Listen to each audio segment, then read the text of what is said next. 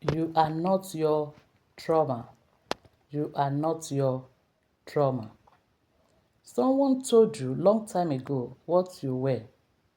Maybe it was your parents. Maybe it was someone who's supposed to love you. Maybe it was a relationship that broke you open in ways that you are still trying to understand. And somewhere in all of that pain, you started believing that the broken version of you was the real version, that the trauma was your identity, that the wound was your name. But I need you to stay with me today because what I'm about to share with you changed everything for me, and I believe it's going to change something in you too. And today we're going to talk about what God's word says and what psychology confirms and what it actually looks like to start living from your true identity and not from your wounds. Before we go anywhere, I want to sit here with you for just a moment because I know that some of you click on this video while you are in the middle of something hard. You are not just watching for information. You are watching because something in you is tired. Tired of carrying this. Tired of feeling like the things that happen to you have somehow become who you are. And I want you to know that exhaustion makes complete sense. Psychologists call it trauma identity fusion. When a painful experience becomes so woven into how we see ourselves that we can no longer separate the event from the person. It is not weakness. It is not a lack of faith. It is what the human brain does when it is being hurt and hasn't yet been shown a different way out. You were never broken. You were responding. And that response protected you, but it was never meant to become your permanent address. Let me show you what's actually happening in your brain because this is important. When you go through trauma, your brain, specifically a part called amygdala, goes into protection mode. It starts tagging certain feelings, people, and situations as dangerous. And then another part of your brain, the prefrontal cortex, the part responsible for your sense of self, starts organizing your whole identity around staying safe from that danger. In other words, your brain literally rewrites your self-concept around the trauma, not because you are weak, but because it's trying to keep you alive. This is why you might find yourself saying something like this: I'm not just someone people stay for, or I will end up hurt, so I don't want to go into that relationship, or I'm too damaged for anything good. Those are not the truth. Those are the survival scripts. Your brain wrote them to protect you, but they were never meant to be your identity. Here is what the research tells us. Neuroplasticity. Your brain can change the neutral pathway that holds old stories. They can be rewired. New patterns can be built. New beliefs can take root. Science calls it neuroplasticity. The Bible calls it the renewal of your mind. They are saying the same thing. Romans 12 verse 2 says, do not conform to the pattern of this world, but be transformed by the renewal of your mind. That word transformed in the original Greek is metamorpho. It is where we get the word metamorphosis, the same word used for a caterpillar becoming a butterfly. God is not asking you to pretend the pain didn't happen.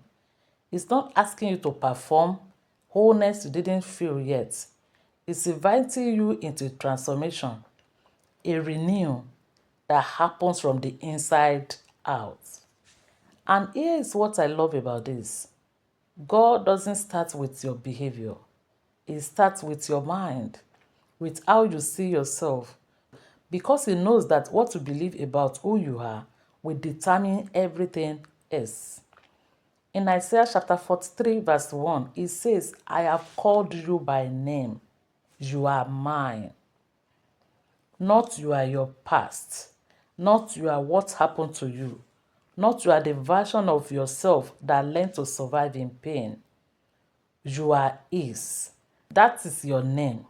That is your identity. Everything else is something you walked through, not something you became. 2 Corinthians chapter 5 verse 17 says, "Therefore, if anyone is in Christ, the new creation has come. The old has gone, the new is here." That doesn't mean your trauma disappears overnight. It means your trauma is no longer the author of your story. Christ is. So, how do we actually do this? How do we begin to live from our identity in Christ and not from our trauma? Let me give you 3 practical things you can start today. Number 1, notice the narrative. Notice the narrative. Start paying attention to the stories you tell about yourself. I'm always, I never, I'm just the type of person who. Write them down this week. Don't judge them. Just notice them. Because you can't rewrite a story you don't know you are writing. And number 2, interrupt with truth. Every time that survival script plays, interrupt it with one true thing, not a toxic positive. Not everything is fine, but one anchored truth, something like, that thought is familiar, but it was written from fear, not from who God says I am. That pause, that tiny interruption, is how you begin to build a new neural pathway. And number 3, let yourself be seen by God. This is the one most women skip. We will do the journaling, we will do the therapy, but we keep God at arm's length because somewhere we decided that if He really saw all of us, He will agree with the worst things we believe about ourselves. But Psalm 139 says, He has searched you and know you. He knows when you sit and when you rise. He knows the version of you that you are most ashamed of, and He shows you anyway. Before the trauma, after the trauma, even through all of it. So, let Him see you. That's where the healing gets deep. Before I go, my sister, I want to close by speaking to you directly. The woman who almost didn't click on this video. The one who thought maybe this wasn't for her, it was for you. Yes. You are not your trauma. Hear me again. Tell yourself, repeat after me, I am not my trauma. And I'm telling you, confirming it, my sister, that you are not your trauma. You are not what they did to you. You are not the version of yourself that had to survive something you never should have gone through alone. You are held and you are becoming. That is not just the name of this channel. That's the truth of where you are right now. Head in the hands of a God that created you, who knows your name, and becoming slowly and surely the woman He always designed you to be. Take your time with that. It is not a race. I know when you know your true identity in Christ, you will enjoy God.